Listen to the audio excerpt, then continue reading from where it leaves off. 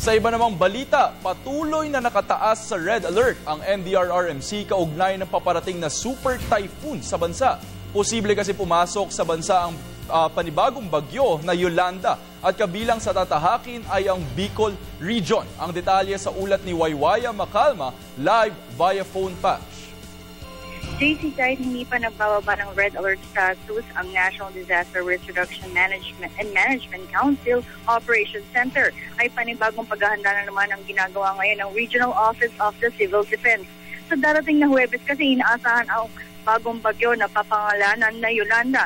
Kaya naman nakalerto ng Region 4A, 4B, 5, Region 6, 7 at Region 8 ang mga posibleng tahakin ng bagyo. Ngunit sa Samar, Leyte at Bicol Region ang posibleng maging sentro ng bagyo kung hindi ito mag-iiba ng tahak.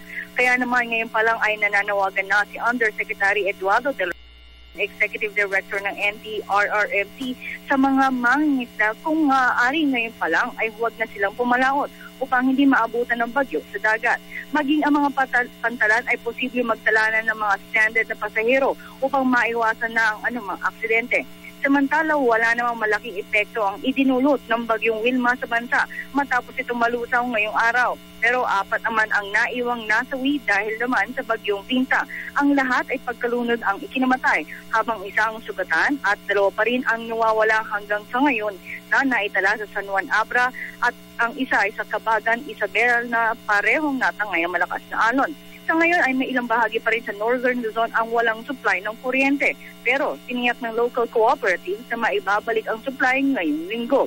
Nagtala naman sa 233 milyong piso ang inisyal na halaga ng pinsala. Sa infrastruktura, ito ay nagtala sa 3.7 milyong piso at sa agrikultura ay umabot sa 219 milyong piso ang inabot na pinsala.